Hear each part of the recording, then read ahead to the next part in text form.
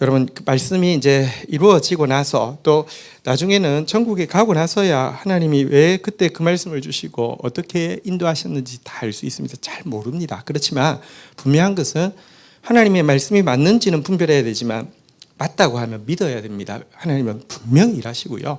나중에는 그 모든 것이 완전해졌을 때는 정말 하나님은 1.1도 틀림이 없구나 이렇게 감탄하며 고백하게 하실 분이십니다. 자, 오늘 우리 그 스바냐서 3장 6절에서 13절 말씀 묵상하려고 합니다. 스바냐서가 시작되었는데요.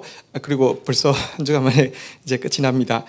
우리 스바냐서 6절, 7절 교독하고 시작하도록 하겠습니다. 내가 열국을 끊어버렸으므로 그 망대가 황무하였고 내가 그 거리를 비게 하여 지나는 자가 없게 하였으므로 그 모든 성읍이 황폐되며 사람이 없으며 거할 자가 없게 되었느니라. 7절 읽겠습니다. 시작. 내가 이르기를 너는 오직 나를 경외하고 교훈을 받으라. 그리하면 내가 형벌을 내리기로 정하기 너의 거처가 끊어지지 아니하리라 하였으나 그들이 부지런히 그 모든 행위를 더럽게 하였느니라. 아멘. 스바냐서는 사실 그 우리한테 되게 익숙한 고백이 하나 있죠. 오늘 이제 설교 후에 부를 찬양이기도 하는데요. 너의 하나님 여호와가 너의 가운데 계시니 그는 구원을 베푸실 전능자시라. 이 고백이 나오는 이 본문입니다. 그게 이제 그 마지막 부분에 스바냐서 마지막 부분에 나오는 고백인데요. 그가 너를 인하여 그가 너로 인하여 기쁨을 이기지 못하여 하시며, 그러니까 우리 존재 자체를 사랑하신다는 말이죠. 너를 잠잠히 사랑하시며, 잠잠히 사랑한다는 말은 우리를 안락의자 삼으신다는 건데, 그러니까 너무 좋아한다는 거잖아요. 우리가 집에 가서도 피곤한 몸을 이끌고 집에 가도 이게 주로 앉는 데 앉잖아요, 그죠? 제일 편한데, 그러니까 우리를 제일 편안하게 여기시고 너로 인하여 즐거이 부르며 기뻐하시리라. 그러니까 우리 이름을 부르며 노래하실 정도로 우리를 좋아하신다. 근데 이렇게 멋진 고백이 나오는 스바냐서의 내용은 뭐냐고 하면 여호와의 날에 대한 것인데, 이스라엘 사람들은 여호와의 날이 아주 승리와 번영과 이렇게 뭐랄까요, 원수에 대해서 보복하는 날이라고 생각했는데, 스바냐서에서 이야기하고 있는 바는 너희들에 대한 심판과 황무와 진멸의 날이 될 것이다. 이렇게 이야기하는 것입니다. 너희들 이 구원의 확신을 가지고 있는데 너희들이 그러니까 예수 믿으니까 나는 아무 문제 없다고 이야기하는데 말씀에 위배된 너희들에 대해서 내가 정확하게 심판할 것이고 무섭게 심판할 것이다. 이 내용입니다. 근데 어떻게 끝부분은 그렇게 아름다운 고백으로 마치게 되었을까요? 사실 이제 오늘 본문부터 이제 좀 보이기 시작하는데요. 자, 6절 다시 한번 보겠습니다. 내가 여러 나라를 끊어버렸으므로, 우리 GT 본문에 보면 유다를 중심으로 서쪽에 있는 블레셋, 동쪽에 있는 모압 암몬, 남쪽에 있는 구스, 북쪽에 있는 아수르 전부 그냥 황무지가 되도록 쓸어버리는 그런 장면이 나왔습니다. 망대가 파괴되었고 그들의 거리가 비게 하여 지나는 자가 없게 하였으므로 모든 성읍이 황폐하며 사람이 없으며 거주할 자가 없게 하였느니라. 완전히 그냥 동서남북이 다 황무지가 되게 하였다 이렇게 이야기하는데요. 왜 하나님께서 유다를 싸고 있는 동서남북을 다 황무지가 되게 합니까? 이들이 죄가 너무 많고 유다는 이제 너무 하나님께서 여호와의 날에 구원하시기 위해서 그렇습니까? 그렇지 않습니다. 7절 보니까요, 이 모습 보고라도 내가 이러기를 너는 오직 나를 경외하고 교훈을 받으라. 그리하면 내가 형벌을 내리기로 정하기는 하였으나 너의 거처가 끊어지지 아니하리라. 동서남북 망하는 거 보고라도 너 지금이라도 나 경외해. 하나님 경외한다는 게 무엇입니까? 하나님의 교훈을 받는 것입니다. 말씀 앞에 두렵고 떨림으로 서는 것입니다. 그러면 내가 형벌을 내리기로 이미 결정했고 너희의 모습은 형벌받기에 조금도 부족하지 않지만 내가 너 거쳐 끊어지지 않게 하리라. 이것을 실물로 보여주기 위해서 동서남북을 다 무시무시하게 심판하셨는데요.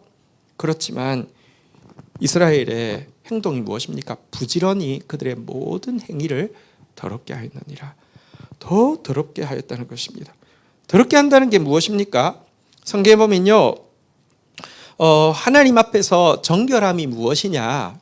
하나님 앞에서 더럽지 않은 것이 무엇이냐?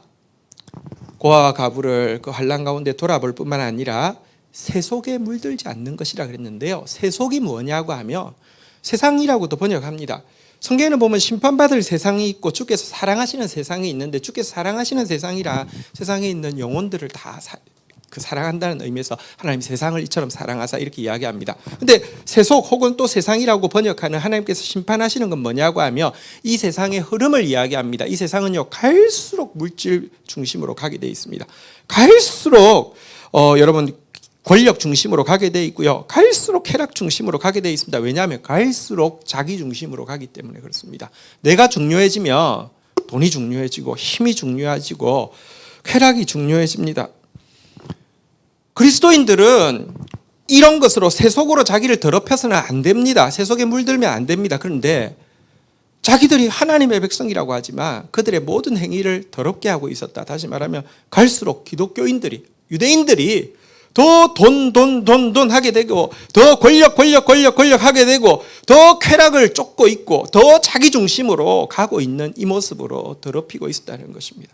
하나님께서 지금 자기 백성을 심판하지 않기 위해서, 자기 백성에게 마지막 기회를 주시기 위해서 사면의 다른 백성들은, 사면의 백성들이 죄가 없다는 뜻은 아닙니다. 그들도 심판받기에 조금 더 부족하지 않지만 그들 먼저 치시고 돌이키라고, 교훈을 받으라고 했는데 전혀 그러지 않고 더 더럽히고 있었다라고 이야기하고요, 하나님의 모든 노력이 수포로 돌아갔다라고 이야기합니다. 이 구절은 정말 두려운 마음으로 받아야 됩니다. 오늘도 한국 교회가 아직요, 지금 세대기가 된 것은 우리 다 알고 있지만 아직도 꽤 버틸 것 같습니다. 괜찮은 것 같습니다. 아니요. 여러분, 지금 우리나라를 중심으로 동서남북 다 요동하고 있고 우리도 내부적으로 요동하고 있지만 한순간에 하나님께서 심판하시면요, 진짜 작살이 납니다. 하나님 두려운 분이고요. 절대 여러분 이때도 더럽히면서도 괜찮다 했다니까요. 여호와의 날에 막 위대한 번영이 올 거라고 막 떠들었다니까요. 하나님 두려운 분이십니다.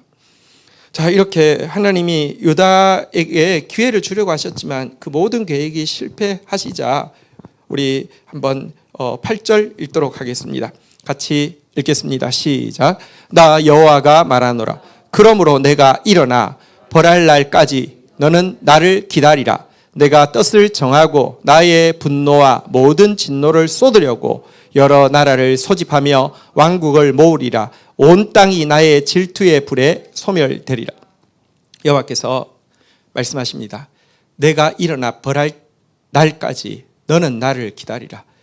유다 보고 나를 기다리라고 이야기합니다. 그런데 상 주러 오시는 게 아니라 벌 주러 오신다는 것입니다. 내가 뜻을 정하고 나의 분노와 모든 진노를 쏟으려고, 유다에 쏟으려고 여러 나라를 소집하고 왕국을 모으리라.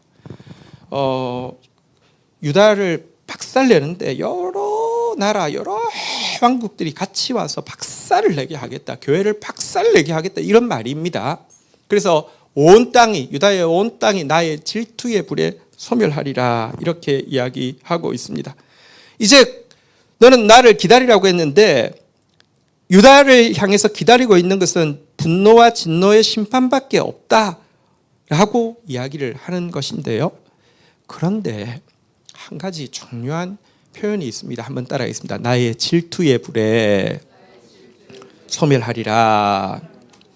하나님이 이스라엘 하는 행위를 보고 너무 미워서 소멸시키는 게 아니라, 질투의 불에, 미움의 증오의 불에 소멸되는 게 아니라 질투의 불에 소멸되리라고 이야기하는데, 질투라는 단어는 사랑할 때 쓰는 것입니다.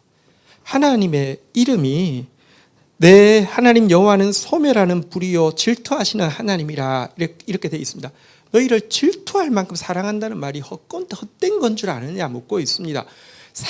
지금 심판하시긴 심판하시는데요, 심판의 이유가 이게 원동력이 증오라고 하면 정말 희망이 없는데, 못난 모습, 정말 기회를 그렇게 줘도 안 되는 못난 모습에도 불구하고 심판하시지만 그 원동력이 불타는 사랑 때문이라는 것이, 이게 참 놀라운 일입니다.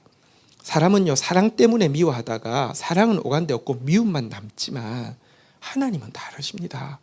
여러분, 때리시면서 더 많이 사랑이 불타오르시는 분이십니다. 이것이 여러분, 지금 이스라엘에게는 희망이 없는 것처럼 보이지만 그를 때리시는 하나님의 손길이 뜨거운 사랑이기 때문에 사실은 희망이 있습니다. 그래서 어떤 일이 일어난다고 이야기합니까? 9절 한번 보도록 하겠습니다. 9절 같이 읽겠습니다. 시작. 그때에 내가 여러 백성의 입술을 깨끗하게 하여 그들을 다 여호와의 이름을 부르며 한 가지로 나를 섬기게 하리니 10절도 우리 같이 읽겠습니다. 시작. 내게 구하는 백성들 곧 내가 흩은 자의 딸이 구스강 건너편에서부터 예물을 가지고 와서 내게 바칠지라. 어떤 일이 일어나느냐? 여러분, 진노와 분노로 말미암아 예루살렘은 심판을 받고 온 열방 가운데 흩어지지만 이것이 하나님의 실패를 의미하지 않습니다. 하나님 절대 실패하지 않습니다. 흩어졌던 그들이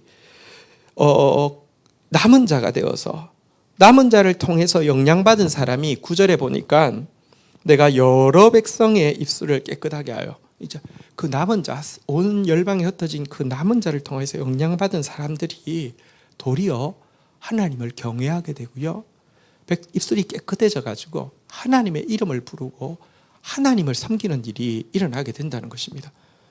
징계받아서 흩었는데 흩어진 것이 마치 씨앗과 같아서 그곳에서 참된 열매를 맺어 가지고는요, 10절에 보니까 그들이 다 함께 내게 구하는 백성들 곧 내가 흩은 자의 딸이 구스강 건너편에서부터 예물을 가지고 와서 내게 바칠지라. 그러니까 내가 흩은 자들, 근데 그들이 흩어져 가지고요, 도리어 철들어서 하나님을 구하는 백성이 되고, 그들 때문에 구스강 건너편은, 사실은 구스는 아까 동서남북 중에서 남쪽에 해당하고요, 사실은 동서남북 중에서 나라 중에서 구스는 특별히 뭐 죄 때문에 심판받았다 이렇게 이야기할 수 없습니다. 땅끝이고 어쨌든 열방의 심판이 임한다 이런 뜻인데요, 어쨌든 최남단 이쪽 건너편에서부터도 예물을 가지고 온다니까 온 땅에서 구원받은 백성들이 주 앞에 예물을 가지고 나와서 주님께 바치고 주님을 예배하게 될 것이다, 이렇게 이야기하고 있습니다. 하나님의 사랑은 절대 실패하지 않고요, 거꾸로 더 엄청난 승리를, 역전을 가져오게 될 것이다, 이렇게 이야기하고 있습니다. 이것은 예수 그리스도의 시대에 복음이 열방 가운데 확장되어질 것을 암시하는 것이고요, 마지막 때에, 유다의 마지막 때와 똑같이 지금 교회 시대의 마지막 때도 멸망한 유다처럼 교회의 모습을 보면 소망이 없는 것처럼 보이지만 결국은 주님의 말씀이 이루어질 것입니다. 열방 가운데서 구원받은 백성들이 깨끗한 입술, 깨끗한 예물로 주님 앞에 나와서 경배하는 그런 시대가 있을 것이다, 이렇게 이야기하고 있습니다. 하박국서 2장 14절에 보면 마지막 때에 이런 일이 있을 것이다 라고 이야기하고 있습니다. 하박국 합 2장 14절 한번 같이 읽어보도록 하겠습니다. 시작. 이는 물이 바다를 덮음같이 여호와의 영광을 인정하는 것이 세상에 가득함이니라. 바다가 진짜 크잖아요, 그죠? 근데 바다 안에 한 평이라도 물이 안 차고 비어있는 공간이 있을까요? 없잖아요, 그죠? 그러니까 온 세상이 여호와의 영광을 인정하게 될 것이다. 도리어 흩어진 우리를 통하여서, 가난하고 겸손한 자를 통하여서 도리어 하나님을 경배하는 시대가 열릴 것이다. 하나님 절대 실패하지 않는다. 이것 때문에 질투의 그 불로 소멸시키고 흩어버리신 것이다, 이렇게 이야기하고 있습니다. 자, 11절 보도록 하겠습니다. 같이 읽겠습니다. 시작. 그날에 내가 내게 범죄한 모든 행위로 말미암아 수치를 당하지 아니할 것은 그때에 내가 내 가운데에서 교만하여 자랑하는 자를 제거하여 내가 나의 성산에서 다시는 교만하지 않게 할 것입니다.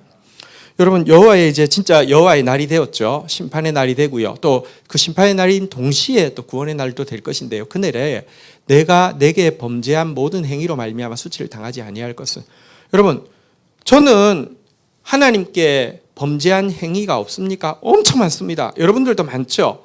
제가 하나님께 범죄한 행위로 말미암아 수치를 당해 마땅합니다. 저는 변명할 여지가 1도 없습니다. 그런데 그날에 지연아, 네가 나에게 범죄한 모든 행위로 말미암아 내가 그 행위들 다 아는데 수치를 당하지 않을 것이다. 왠 줄 아느냐?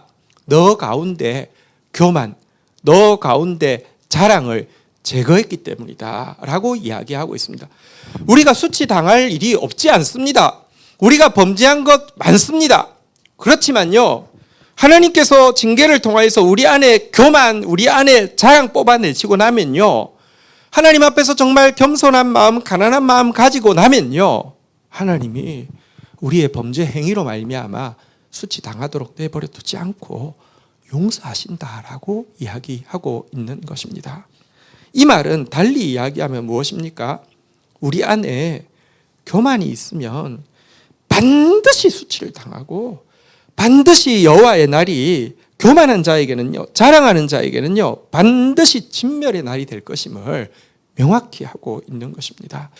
여러분, 신자는요, 내가 예수 믿어서 구원받는다라고 이야기하는데, 구원의 확신은 내가 예수 믿었으니까 죽었다 깨어나도 천국 간다, 이게 구원의 확신이 아닙니다. 구원의 확신은 뭐냐고 하면요, 나의 행위와 나의 공로로는 죽었다 깨어나도 하나님 나라에 못 들어가는 것을 확신하는 것을 구원의 확신이라고 이야기합니다. 이런 확신을 가진 사람은 겸손할 수밖에 없고요, 가난할 수밖에 없고요. 근데 그 가난함을 하나님께서 긍휼히 여기시고 구원하신다는 것이지, 우리가 우리 범죄, 우리 수치, 그러다가 나 하나님 자녀니까 구원받아, 예수 믿으니까 구원받아, 교만, 자랑까지 있으면요, 심판을 벗어날 길이 없습니다. 그러나 겸손하면요, 하나님께서 반드시 긍휼히 여기신다라고 이야기하고 있습니다. 말라기서에도 보면 교만한 자의 심판과 가난하고 겸손한 자의 구원에 대해서 노래합니다. 말라기서 4장 1절에 보면요, 교만한 자의 심판에 대해서 이렇게 이야기합니다. 같이 한번 읽겠습니다. 시작. 만군의 여호와가 이르노라. 보라, 영광로 불같은 날이 이르리니 교만한 자와 악을 행하는 자는 다 지푸라기 같을 것이라. 그 이르는 날에 그들을 살라 그 뿌리와 가지를 남기지 아니할 것이로다. 여호와의 날을 여기 보니까 영광로 불같은 날이라고 이야기합니다. 장로님은 보고 계시니까 용광로 잘 아실 텐데요. 여러분, 용광로에다가 돌을 넣는 것도 아니고 지푸라기를 용광로 쪽으로 보낸다고 생각해 보십시오. 어떻게 되겠습니까? 여러분, 뭐 갈 것도 없습니다. 가다가 뿌리, 가지, 줄기 사라질 것입니다. 없어질 것입니다. 마찬가지로 교만한 자, 악을 행하는 자, 우리 다 범죄했는데요, 범죄하고도 교만한 자는요, 진짜 이게, 여러분, 교만한 자는 그날에 정말 하나님 앞에 절대 설 수 없다라고 이야기합니다. 그러나 2절 한번 볼까요? 같이 한번 읽도록 하겠습니다. 읽겠습니다. 시작. 내 이름을 경외하는 너희에게는 공의로운 해가 떠올라서 치료하는 광선을 비추리니 너희가 나가서 외양간에서 나온 송아지같이 뛰리라. 그렇지만 내 이름을 경외한다. 하나님 이름 경외한다는 게 무엇입니까? 하나님 앞에서 떤다는 것이죠. 여러분, 바리새인들은 하나님 앞에 떨지 않습니다. 왜? 당연히 구원은 따놓은 당상이니까요. 나 구원 안 하면 하나님 죽여버려. 이게 바리새인이에요. 반드시 심판받을 것입니다. 지옥불에 떨어질 것입니다. 근데요, 하나님 앞에서 막 벌벌 떠는 거예요.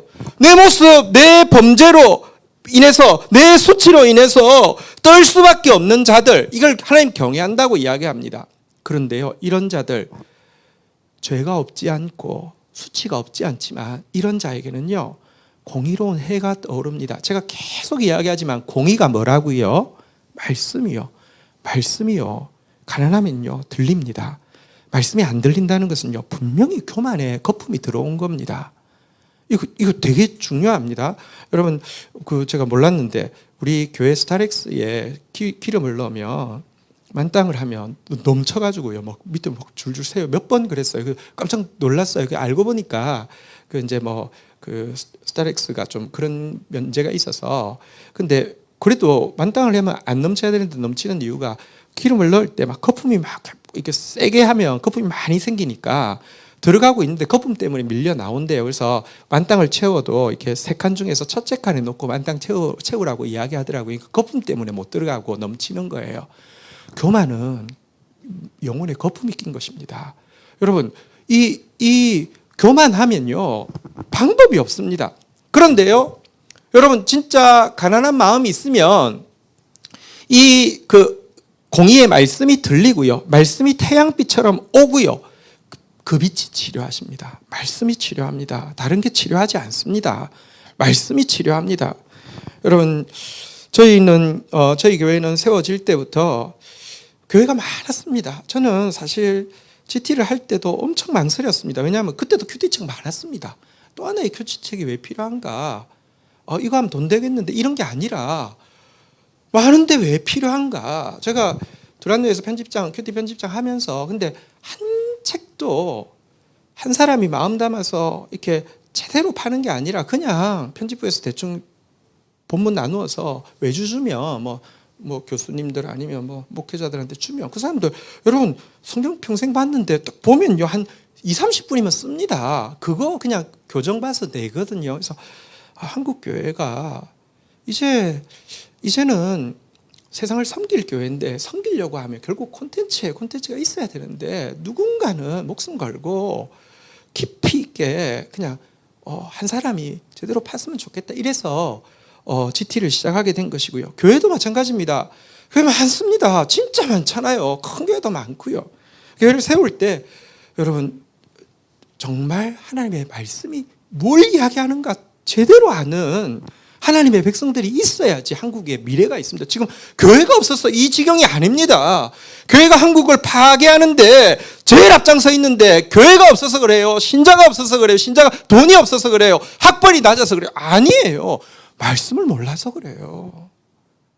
근데 가난한 마음이 있으면 말씀이 들리고, 말씀이 빛처럼 임하며 우리가 치유를 받고요, 치유받고 나면요, 외양간에서 갓 나온 송아지가, 여러분 이제 어려서 못 나왔든지 아니면 겨울철에 이렇게 있다가 이제 못 나왔든지 푸른 옷으로 나오면 얼마나 건충건충 뛰고 좋겠습니까? 그런 모습으로 겸손한 자는 회복시켜 주실 것이다, 이렇게 이야기하고 있습니다. 부탁합니다. 여러분, 말씀이 잘 들리는 것은 기능의 문제가 아닙니다. 겸손의 문제입니다. 겸손하면 무조건 말씀이 들리고요, 교만하면 거품이 끼어서 절대 말씀 안 들어오고요, 들어오다가 토한다니까요, 넘친다니까요. 우리 겸손한 자 되어져서 범죄에도 불구하고 수치에도 불구하고 용서받는 자 되어지기를 주의 이름으로 축원드립니다. 12절 보도록 하겠습니다. 같이 오늘 본문 12절입니다. 읽겠습니다. 시작. 내가 곤고하고 가난한 백성을 내 가운데 남겨두리니 그들이 여호와의 이름을 의탁하여 보호를 받을지라. 교만한 자는 제거하시는데요, 남는 사람이 누구라고요? 한번 따라하겠습니다. 곤고하고 가난한 백성. 선지서 후반부에는 계속 남은 자에 대한 이야기입니다. 누가 남느냐?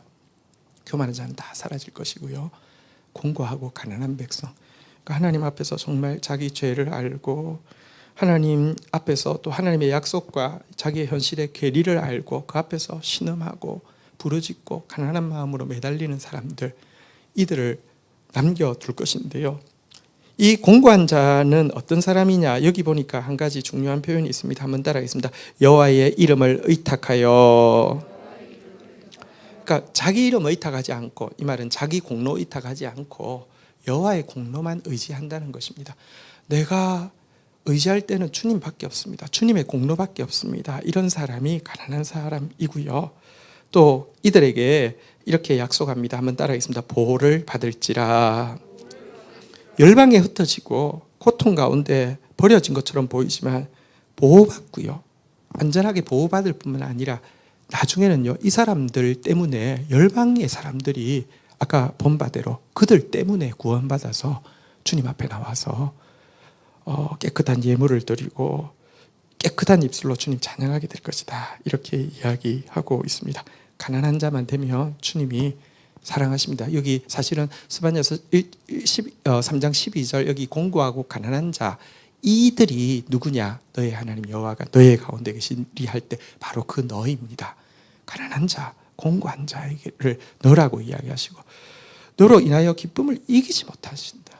너를 안락의자 삼으신다.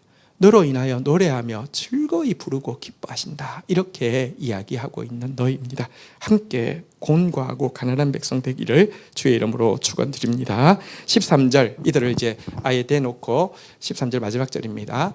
남은 자라고 부르고 있는데요. 같이 읽겠습니다. 시작. 이스라엘의 남은 자는 악을 행하지 아니하며 거짓을 말하지 아니하며 입에 거짓된 혀가 없으며 먹고 누울지라도 그들을 두렵게 할 자가 없으리라. 자, 남은 자. 여러분, 남은 자에 대해서 이렇게 이야기합니다. 악을 행하지 아니하며 거짓말하지 아니하며. 그러니까 이제 이게 무슨 말이냐고 하면 억울하게 남을 이제 이렇게 남을 속이고 억울하게 하는 일을 하지 않는다 이런 말입니다. 거짓된 혀가 없으며 이렇게 이야기했는데 간사한 혀로 사기칠 줄도 모른다 이런 말입니다. 세상은요 거짓말해서 남을 억울하게 만들고 이익을 취하거나 간사한 혀로 사기쳐가지고 빼앗거나 이런 사람들이 부자로 살고 이런 사람들이 떵떵거리고 사는데요. 남은 자들은 여러분 하나님 앞에서 자기 모습을 보고 신음하는 자들은요 사람들 다 그렇게 살아도 자기는 거짓말 해가지고 다른 사람 속에 먹을 줄도 모르고 간사한 혀로 다른 사람 사기칠 줄도 모릅니다. 그러니까 점점 더 어려워지고요 점점 더 마이너가 되고요 점점 더 잊혀지고 그렇게 됩니다. 그런데 주님께서 약속하십니다. 한번 따라하겠습니다. 먹고 누울지라도 그들을 두렵게 할 자가 없으리라. 배불리 먹게 될 것이고 남은 자들이 안전하게 눕게 될 것이고 아무도 그를 두렵게 할 자가 없을 것이다. 이 말이 무슨 말이냐고 하면 신약 성경에서는 온유한 자는 복이 있나니 저들이 땅을 기업으로 받을 것입니다. 이 말입니다.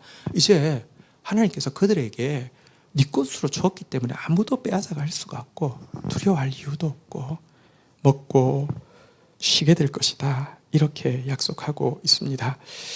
우리 남은 자 되어지는 것 이것이 여러분 신앙의 결론입니다. 그리고 남은 자를 통해서 위대한 역전의 역사를 이루셔서 정말 소수지만 남은 자가 정말 말씀 가진 가난한 자가 남을 때 그들을 통해서 열방에서 깨끗한 입술 깨끗한 예물로 하나님을 경배할 자가 온 세상을 덮게 하시는 것이 하나님의 약속입니다.